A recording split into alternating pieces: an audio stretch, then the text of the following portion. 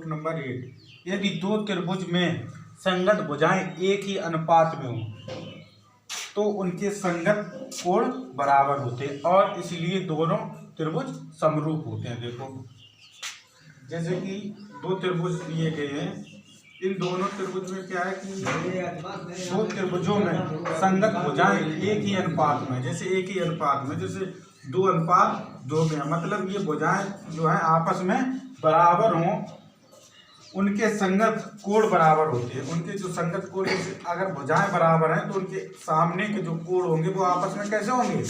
बराबर, ठीक है, बराबर होते हैं और इसलिए दोनों त्रिभुज समरूप होते हैं। दोनों त्रिभुज कैसे होंगे? समरूप। अगर भुजाएं सेम अनुपात में है सबरी, तो क्या होगा कि भुजाएं जब सेम अनुपात में है तो उनके कोण भी सेम अनुपात में होंगे। और जब कोण किसी दोनों त्रिभुज के कोण अगर सेम अनुपात में है तो क्या होगा? वो दोनों त्रिभुज कौन से कैसे त्रिभुज कहलाएंगे? समरूप त्रिभुज। कैसे त्रिभुज कहलाएंगे? समरूप त्रिभुज। नोट नंबर 9, यदि एक त्रिभुज का एक कोण दूसरे त्रिभुज के एक कोण के बराबर हो, मतलब एक जो त्रिभुज है उसका जो दूसरा वाला त्रिभुज है उसके इसके एक कोण के बराबर हो, एक कोण के कैसा हो? बराबर। और इनकी दो भुजाएं अगर बराबर हो तो क्या होगा? भुजाएं पर एक ही अनुपात में हो तो दोनों त्रिभुज समरूप होते हैं। वही बात है कि एक इसमें एक एक कोण बराबर है और दो दो भुजाएं बराबर हैं, तो जब कोण बराबर है और दो भुजाएं बराबर हैं तो वो कौन से त्रिभुज कहलाएंगे? समरूप त्रिभुज। कौन से त्रिभुज कहलाएंगे? समरूप त्रिभुज।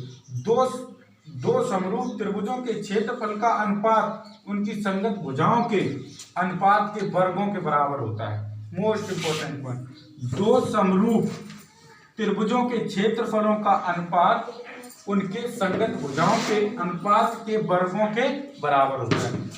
दो समरूप त्रिभुज हैं, उनके क्षेत्रफल जो निकले हो, क्षेत्रफलन को अनुपात उनकी संगत भुजाओं के अनुपात के वर्गों के बराबर होता है, ठीक है।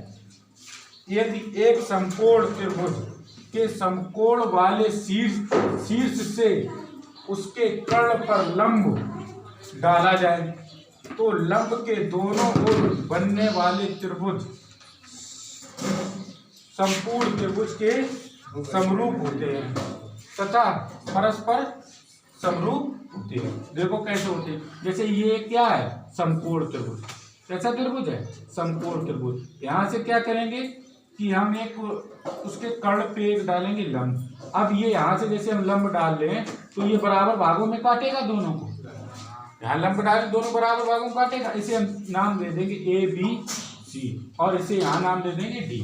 अब क्या है कि इसके लिए जो ये है और ये साइड है, ये त्रिभुज है, त्रिभुज नंबर 1, त्रिभुज नंबर 2 और त्रिभुज नंबर 1, ये दोनों कैसे त्रिभुज हो जाएंगे? समरूप त्रिभुज। अगर कोई समकोण त्रिभुज है और उसके कर्ण पे आप क्या डाल दो? लंब। काय पे लंब डाल दो? कर्ण पे, क्योंकि ये जो तुम्हारा कोण हो जाएगा कितने का? 45 का, क्योंकि पूरा समकोण त्रिभुज में कितने का होता है? ये वाला 90 का। और ऐसे जब हम करेंगे तो कितना हो जाएगा? 45। अब जब 45 हो जाएगा तो इनके सामने की ये भुजाएं कैसे हो जाएगी? बराबर हो जाएंगी। और जब क्या होगा? जब दो भुजाएं बराबर हों और एक कोण बराबर हो तो दोनों त्रिभुज कैसे कहलाएंगे? सर्वांग समरूप। कैसे कहलाएंगे? समरूप त्रिभुज, ठीक है। तो ये 11 पॉइंट होगा, इसके आगे के पॉइंट बताएंगे फिर त्रिभुज से संबंधित। लेकिन आपको क्या करना है, ये सब पॉइंट बहुत मोस्ट इंपोर्टेंट है, आपको सीखना है कि कैसे क्या बराबर होता है। और जो पॉइंट समझ में ना आए वो आप पूछ सकते हो और यूट्यूब पे कमेंट सेक्शन में पूछ सकते हो, ठीक है।